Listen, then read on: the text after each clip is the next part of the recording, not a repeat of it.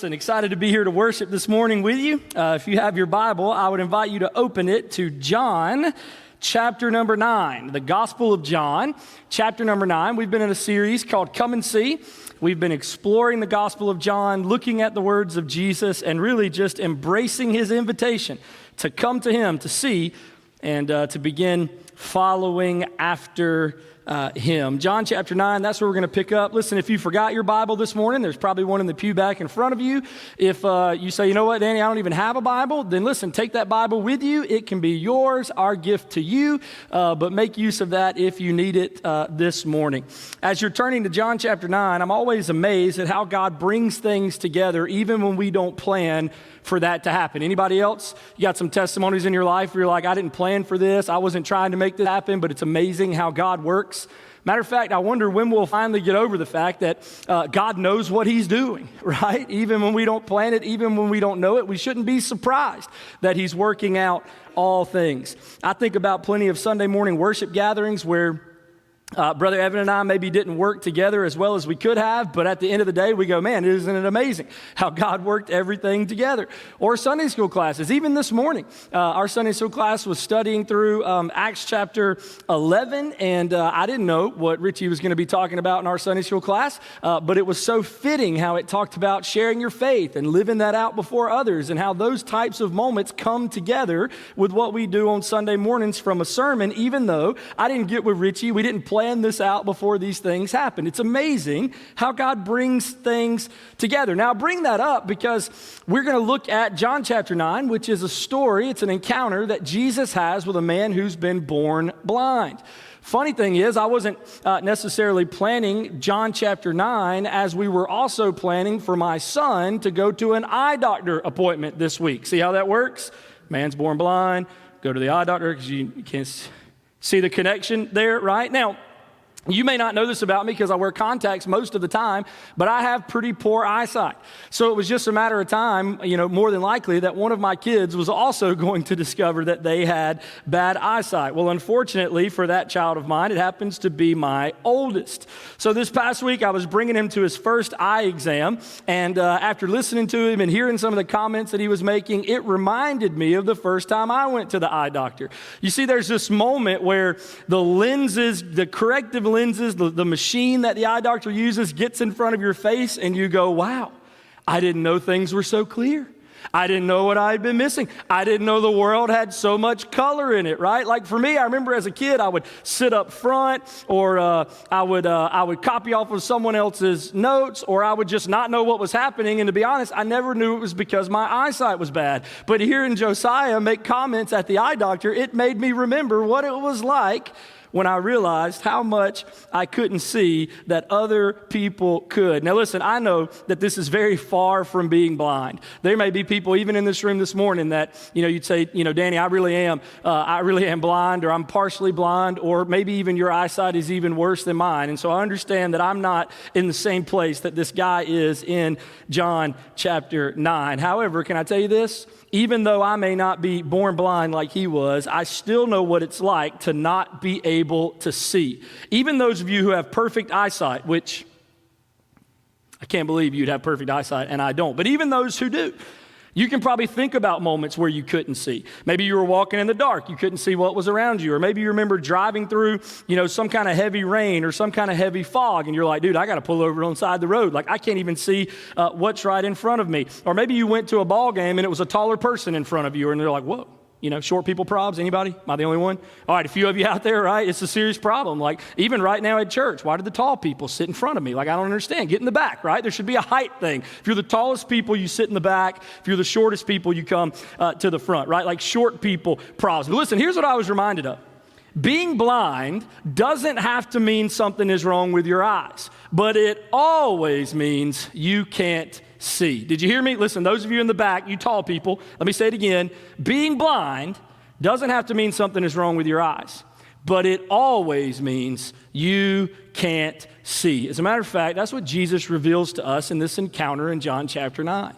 Though he's dealing with a man who's been born blind physically, the encounter is really the story of Jesus, not how he heals those who are born blind physically, but how he heals the entire world who's been born blind spiritually. You say, Danny, what do you mean? Well, look at John chapter 9, verse number 1. Here's what we discover. As he passed by, who's the he? Who's the he in this encounter? Who's the he we're talking about in verse 1? Hey, somebody, I appreciate the one person for telling me that. As Jesus passed by, he saw a man blind from birth. Now, I want to take a moment just really quick and remind us of something, or possibly let you in on something for the very first time. You ready? Even though we're blind, listen to me, Jesus sees us. I want you to catch this.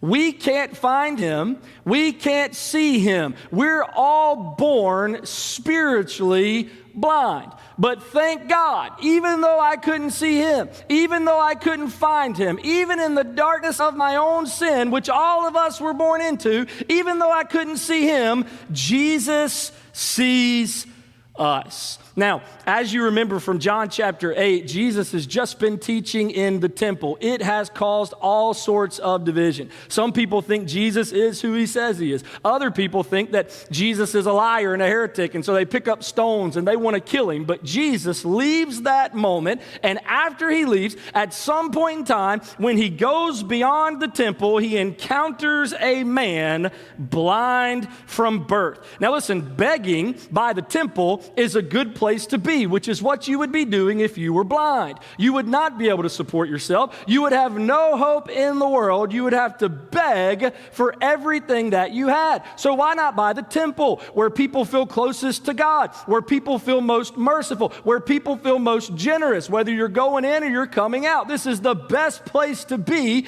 if you're begging. Side note, by the way, this is the only occurrence of Jesus healing someone who's been afflicted from birth. Now listen, there may have been others that Jesus healed who were afflicted from birth, but this is the only one that's specifically mentioned. This man has never known sight. He doesn't even know what he's missing. His entire existence has been in darkness. By the way, this should begin connecting for every person who doesn't know Jesus. This should be connecting for every person in the room who does know Jesus, but you remember what your life was like before Jesus. You know what it was? It was as if you were blind, living in darkness. But can I tell you something? Listen to me. If that's you this morning, listen to me.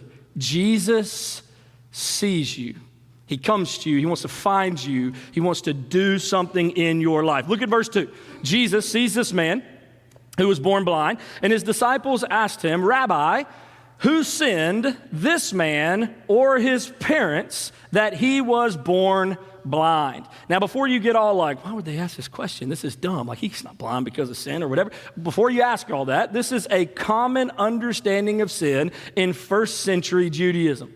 As a matter of fact, it's not just common in first century Judaism. It's still common in our day to day. You say, Danny, what are you talking about? Well, how many people or how many times have you heard that bad things happen when you do bad things? Right? This is kind of the equation for the world. If you do bad, you're going to be punished for it. If you do good, you will be blessed. So if things aren't going very well, then maybe you've been doing some bad things. Or maybe if you'll just do better, live better, act better, well, then maybe you'll be blessed by God, right? We call this the prosperity gospel. A lot of people believe this. If you'll do enough good things, then God will bless you. This is the same thing that they thought. Now, we can't fault the disciples for thinking about sin in the way that they were always taught, even though it was wrong.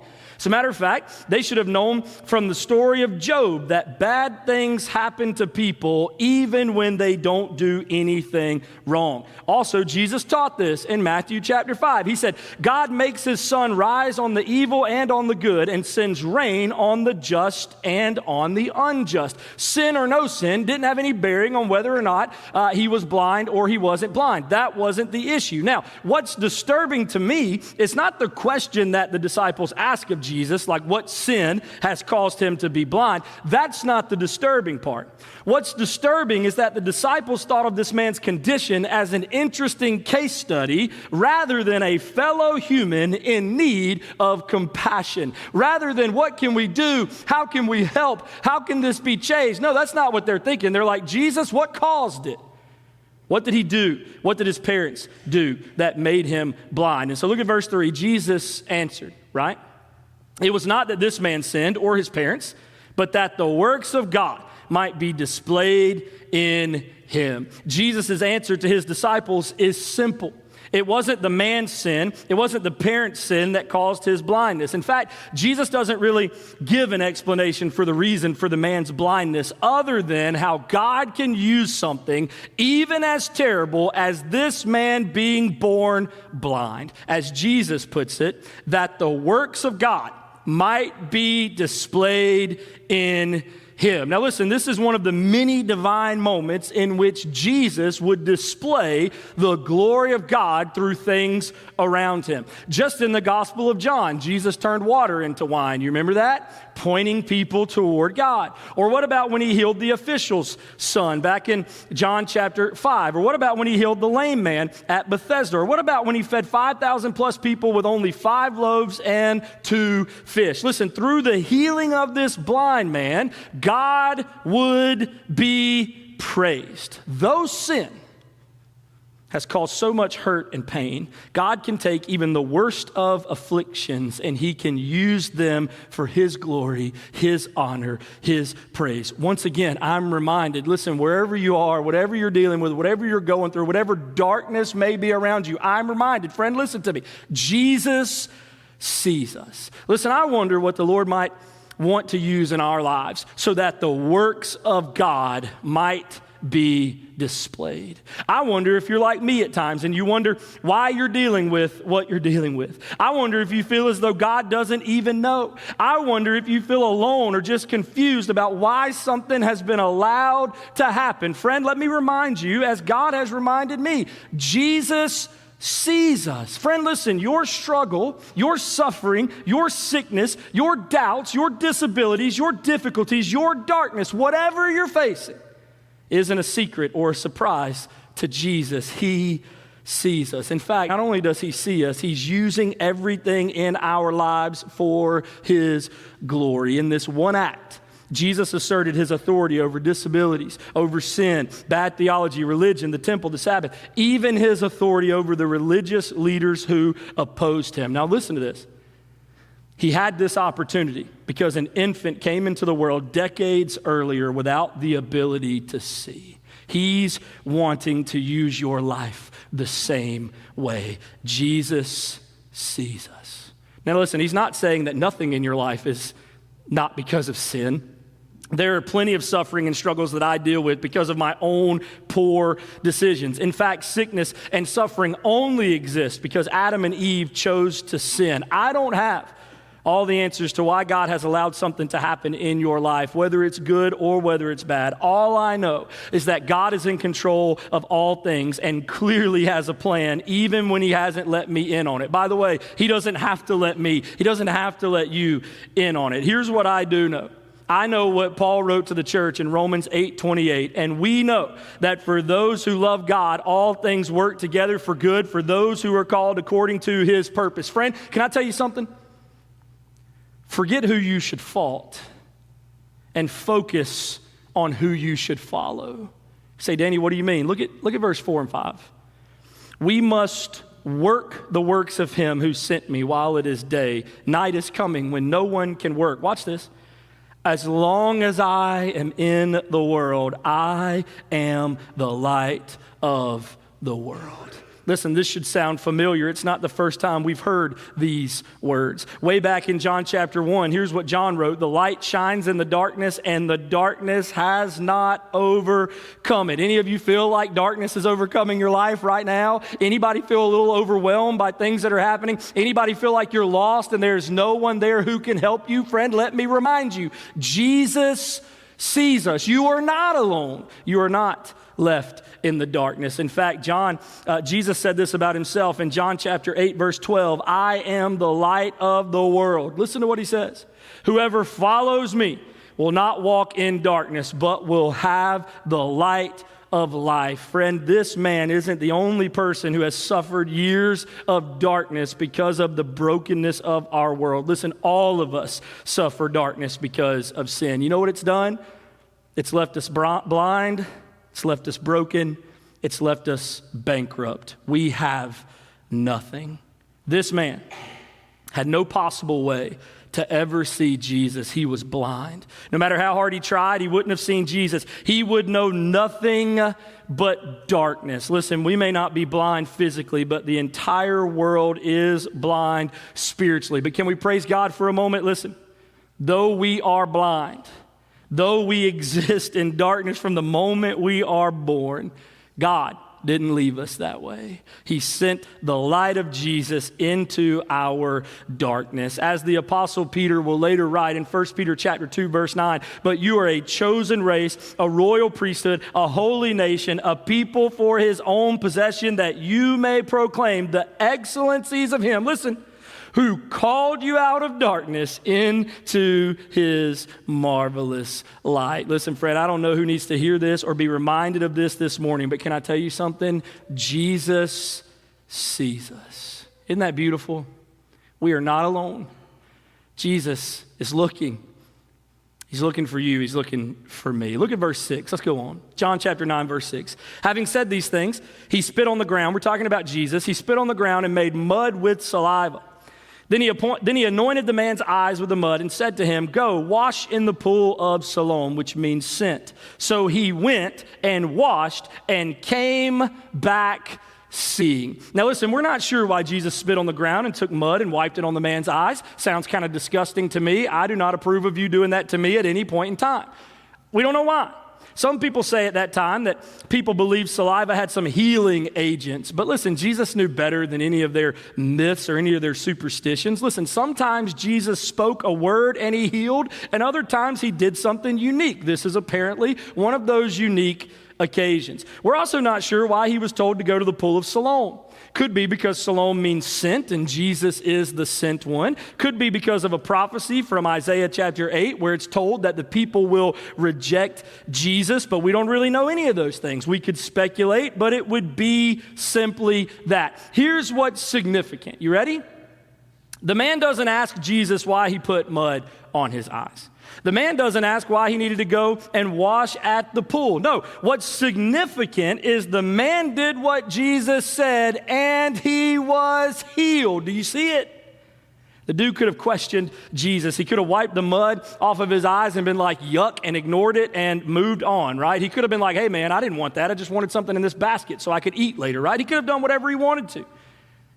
He didn't have to do what Jesus told him, but he chooses to obey. And guess what? He was healed. You know what we learn from this moment? Not only does Jesus see us, but Jesus saves us. He provides a way of healing that no one or thing could ever do. Even though we're in darkness, unable to see him, he sees us. When Jesus found this blind man, he told him to go and wash. And what did the man do?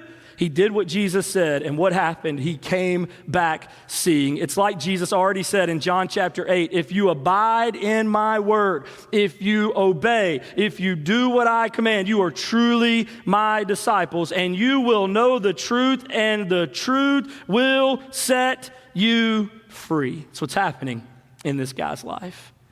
Listen, what all those religious leaders couldn't see, a blind man couldn't miss.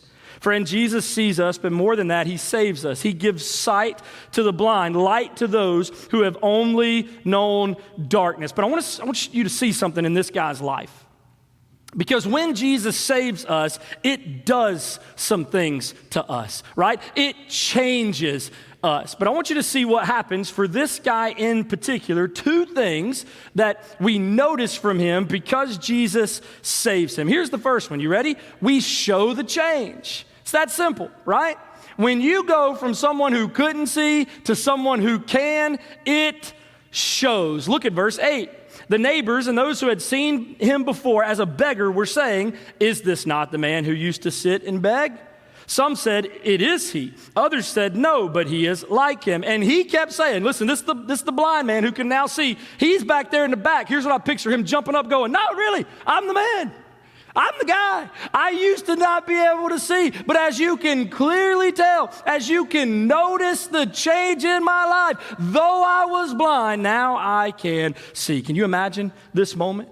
The guy that they had seen so many times before begging on the side of the road no longer has the walking stick with him anymore. He no longer has the beggar's basket. No, the guy they once knew to be born blind could now see. Do you notice this, friends? Listen, when Jesus saves us, everyone else notices. There's something different. We're no longer the same. We show the change. That's the thing about a miracle of grace. When Jesus saves, people want to know what happened because a transformed life is a powerful testimony. As a matter of fact, if you were to jump down to verse 18, you'll see an interaction between the religious leaders and this blind man, once blind man, parents. You see what happens in verse 18. The Jews did not believe that he had been blind and had received his sight until they called the parents of the man who had received his sight and asked them, "Is this your son who you say was born blind? How then does he now see?" And look at his parents. They answered, "We know that this is our son." Check. This is the guy, right? His mom's going, "Yep, gave birth to that dude." Got that one, right? "And we know that he was born blind." However old he is at this point in time, which they'll say he can confess, he can speak for himself. So he's probably, a young man at this point in time. So all these years, she's like, "Yep, gave birth to him. That's my son." And that he was born blind. "Yep, for all these years, I've had to take care of him because he could not see." But then his parents say, "But how he now sees, we do not know." Now, I want you to catch something from that. They don't know how he can see, but do you see it?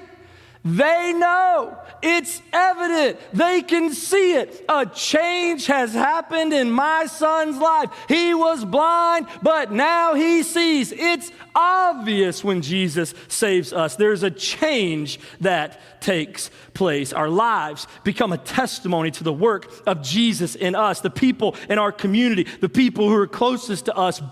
All parties notice a difference. Our lives are changed. We went from being blind to being able to see. That, my friends, is noticeable. But I want you to see something else. When Jesus saves us, we show the change, no doubt. But also, watch this, we share the change. Now listen, I want you to focus in on this for a minute. We share the change. Listen, if you know Jesus and your life has been made different, people will notice it, and they should. Your life should reflect the change that Jesus has brought about in your life. You won't be the same. You went, as we sang this morning, like Lazarus, you went from dead to life. You went from blind to seeing. That's obvious. There's a difference in your life because you follow Jesus. Certainly that should be the case. I encourage everybody to allow Jesus to transform them from the inside out. You should look different. You should show it. But for all of you in the room this morning who are like, "You know what, Danny, I don't want to tell anybody about Jesus, what he did for me. I'm just gonna live out my faith so that people can see it." Friends, that's never enough. Never do you find people just living out their faith. They're also always sharing it. They show it, yes, but they also share it. Now listen, sometimes sharing Jesus is comfortable. In other words, it'll be a little easier at times. Look back at verse 10 of John chapter 9. Remember him jumping up and down? "I'm the man. It's me. I was blind. Now I can see." So they said to him in verse 10, "Then how were your eyes opened?" They want to know. They want to know about the change in his life. Did he sit silently? Did he walk away and ignore them?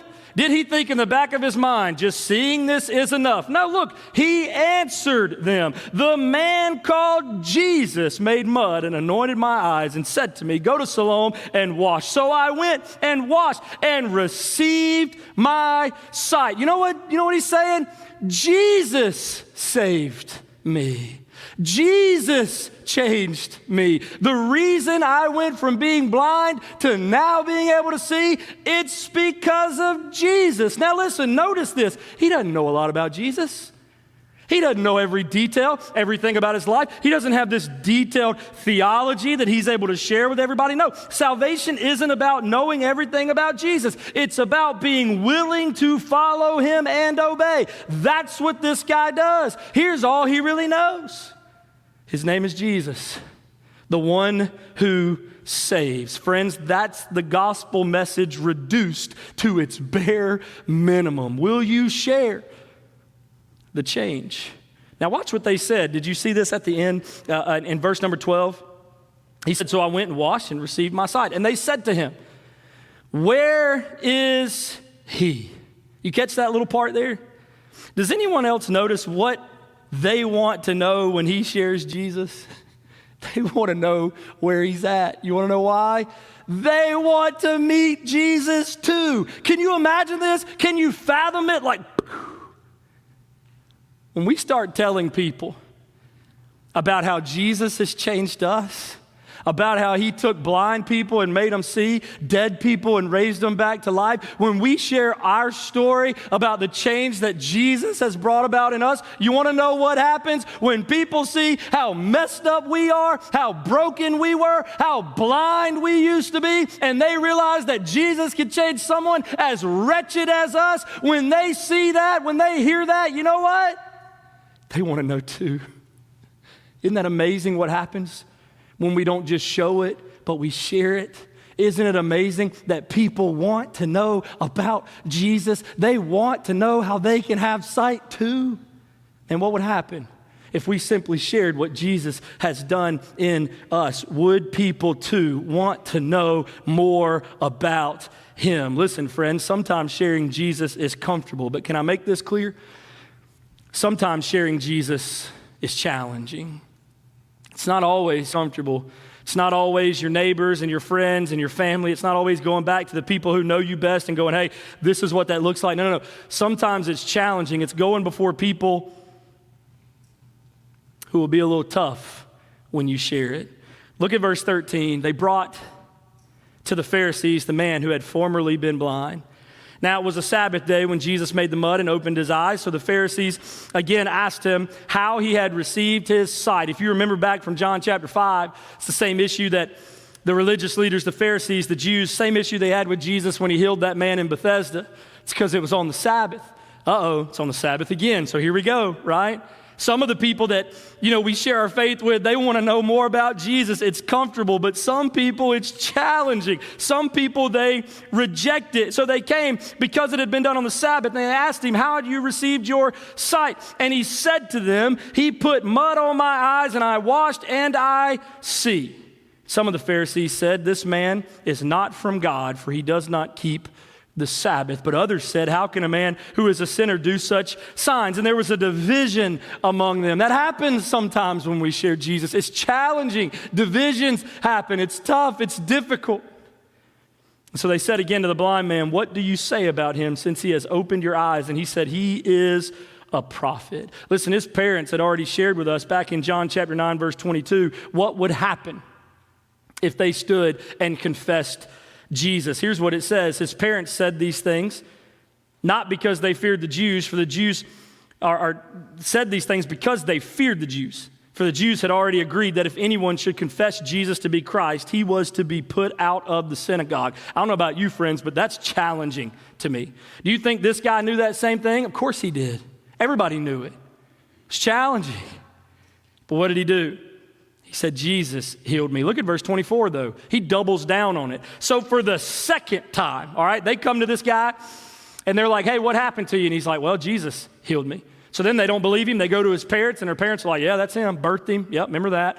Been blind his whole life. Yep, remember helping him all those times. Yep, now he can see. Yeah, I'm not going to tell you what happened because I'm not confessing Jesus. I don't want to be punished for it, but go talk to him. So they come to him a second time in verse 24. And they called the man who had been blind and said to him, give glory to God. We know that this man is a sinner. You know what they're saying? They're saying, here's another opportunity. You can deny that you know Jesus and everything will be okay. Everything will be as it was. You can go back to life as usual and nothing will happen to you. But here's what we know, especially those of us who follow Jesus. There is no turning back, right? Man, when Jesus saves us, we show the change. But friend, we share it too. And listen, there are times when it's comfortable, but there are times when it's challenging. Will we stand and confess Jesus even when it costs us something? That's what he does. He answered, he said, whether he is a sinner, I do not know. But one thing I do know, that though I was blind, now I see. Listen, they didn't want to know anything about Jesus. They had already said they know he's a sinner. There was nothing this guy could say that was going to change their opinion of Jesus. They already believed he was fake, he was fraud. In fact, this moment reminds me of what Jesus said to those leaders back in John chapter 8 when he said, "My words find no place in you."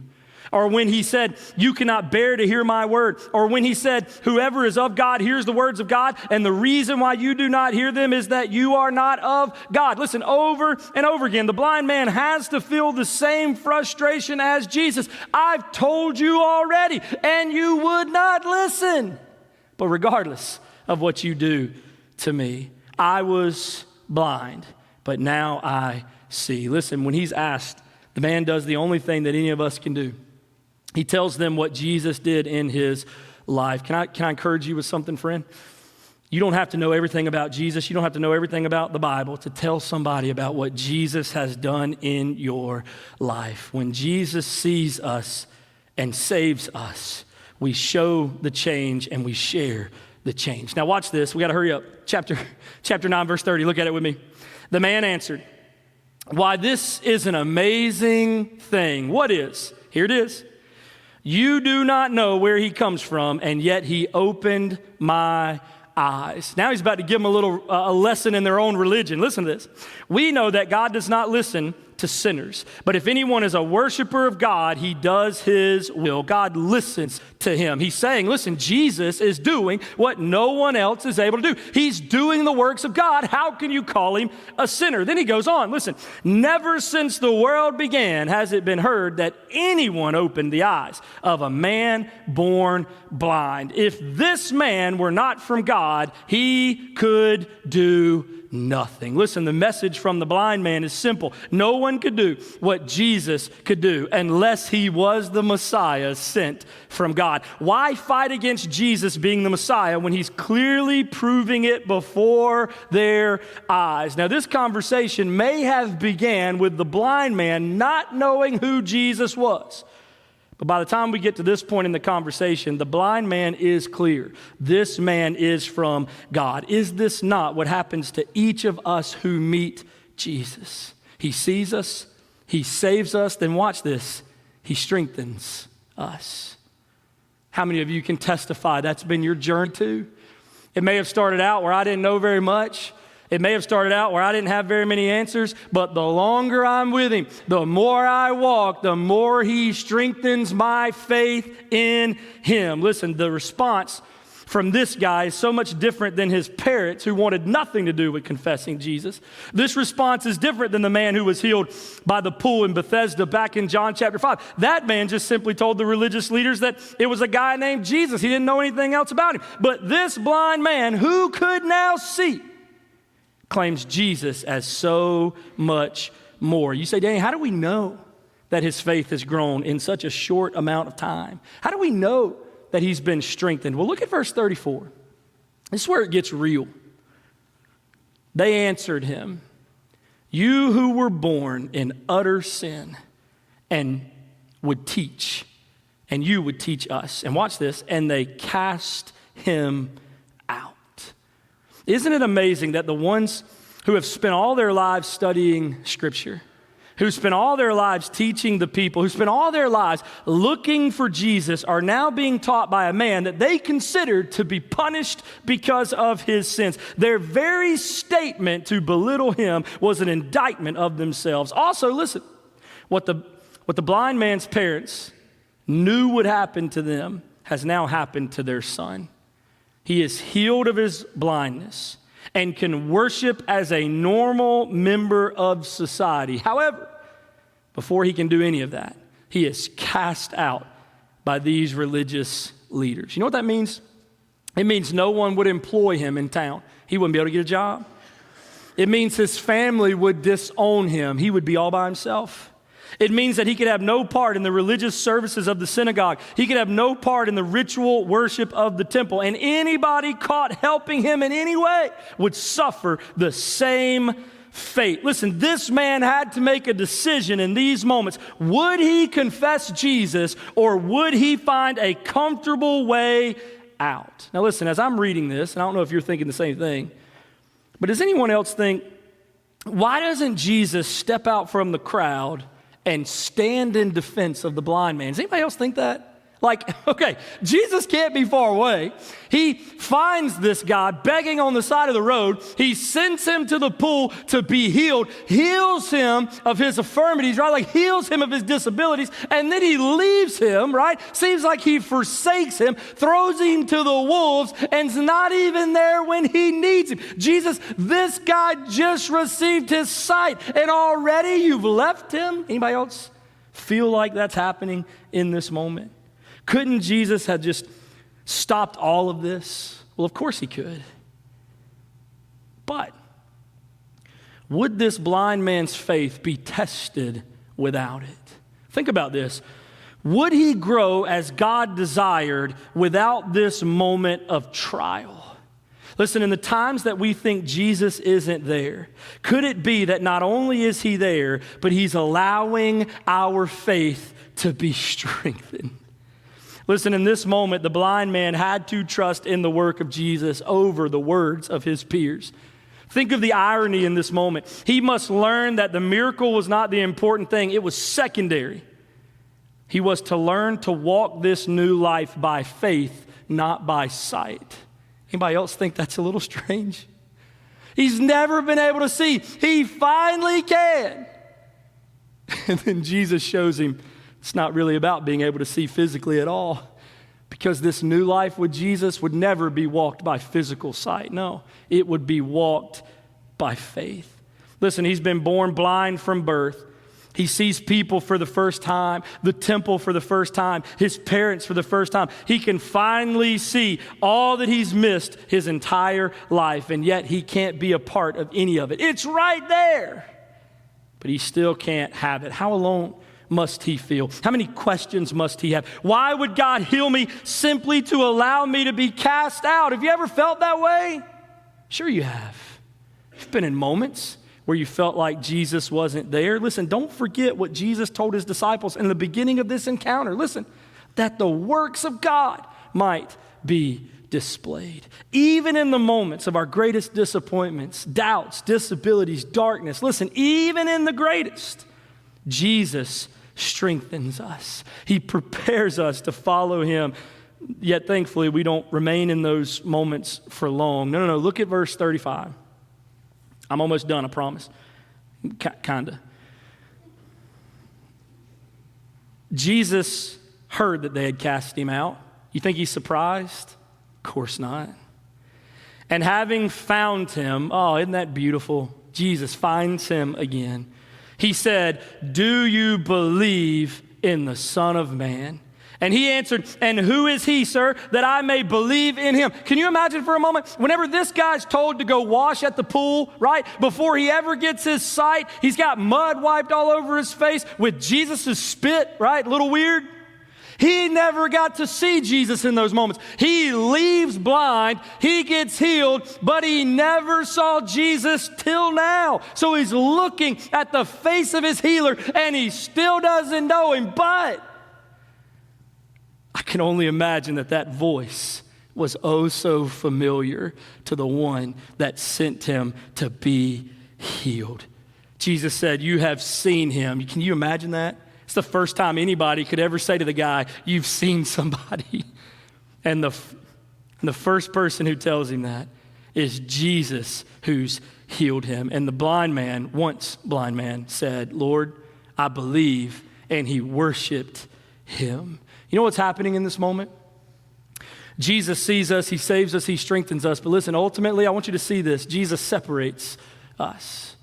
He separates us from an old world of blindness that we are no longer a part of anymore. He separates us as his own people, set apart and called out for a new life. What a beautiful picture of our lives when Jesus finds us. We too are left wandering with nothing more than our sin and broken religious efforts that promise us nothing. Where will we go?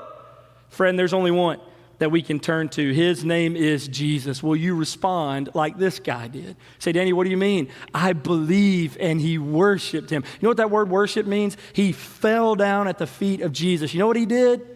He surrenders. Can you imagine? Listen, think about this moment. Think about it. He's never been able to see. His entire life, this is the sign of his life. You ready? This is it. It's all he knows.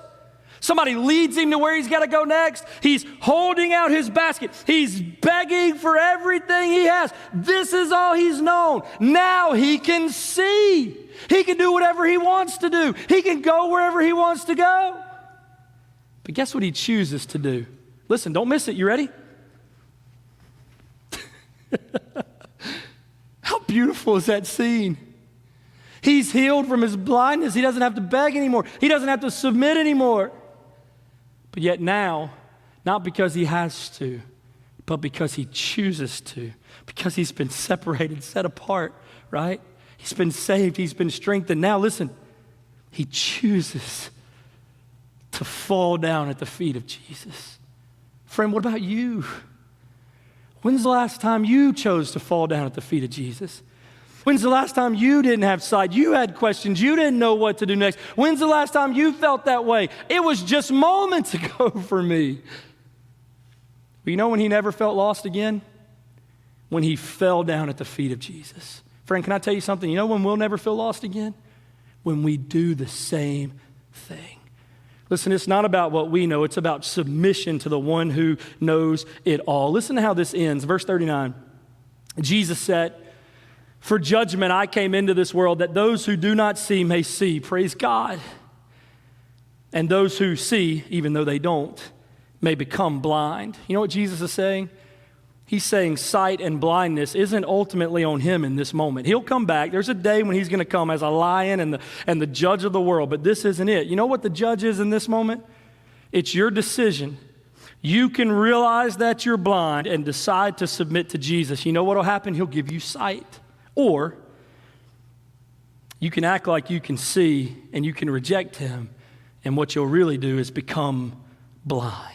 He points that out with the Pharisees. Some of the Pharisees near him heard these things and said to him, "Are we also blind?" And Jesus said to them, "If you were blind, you would have no guilt. But now that you say we see, your guilt remains." The difference between those who could see and those who were still blind could be seen by those who were standing versus the one who had fallen at the feet of Jesus. You know how we know they're still blind?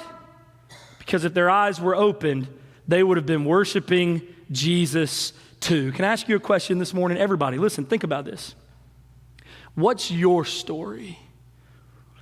Can I tell you something? This isn't the only blind man. Everybody born into this world is blind. What's your story? Do you know that Jesus sees you? You're not alone. He hasn't forsaken you. Though you can't see him, he sees you, friend. Do you know that he wants to save you? He wants to open your eyes, rid you of the darkness of sin so he can show you what real life looks like. And so you can show and share him with the world. Listen, maybe you walked in here today without a relationship with Jesus. Is he wanting to save you, to open your spiritual eyes? Do you know that Jesus strengthens you? Oh man, he sees and he saves, but he also wants to strengthen. What's he doing in your life as a way to bring glory to God? What's he wanting to show you today? Maybe you walked in here blind to some things, but Jesus, he wants to open your eyes today because he wants to show you he's strengthening your faith in him. Do you know Jesus separates you? Friends, Jesus says he's the light of the world. You know what he'll later call us? He'll also call us lights of the world. You want to know why? Because he sees us, saves us, strengthens us, and separates us. Eventually, listen, he sends us out to seek those who don't know him. Isn't it amazing that every single one of us, though we may have walked in this room this morning in some way blind, we don't have to remain that way. We can leave today by answering the call of Jesus, whatever it is he's showing, speaking to us this morning, whether he's trying to reveal something to a Christian in this room this morning that you say, you know what, Danny, I've been struggling and I've been facing some things I don't know what to do with. I don't know how to answer. Friend, listen, I don't either. But your response has got to be like this guy. Fall at the feet of Jesus. Trust that he's doing something. He's working something. Fall on him. Maybe you're here today, he's trying to show you how separated you are from the things around you. He wants to use you to be a light to the world. Are you following him? Hey, maybe you're here today, Jesus sees you. Maybe you're here today, he wants to save you. Maybe today you came in here in spiritual blindness, darkness, because you're separated from God. Your sin has separated you from him forever. But listen, friend, you can believe. You can surrender, fall down and worship Jesus today. You can ask him to forgive you. You can ask him to free you. He will. He will give you sight today if you don't follow him. Today can be the day that you surrender your life to Jesus. Listen, I don't know where you are. I don't know what he's trying to show you. I don't know what this encounter way back then means for each of you today. I can only speak for me. And I know that Jesus has shown me over and over and over again this week that being blind doesn't have to mean there's something wrong with your eyes, but it always means you don't see. Hey, friend, what's Jesus trying to show you today? Let me pray.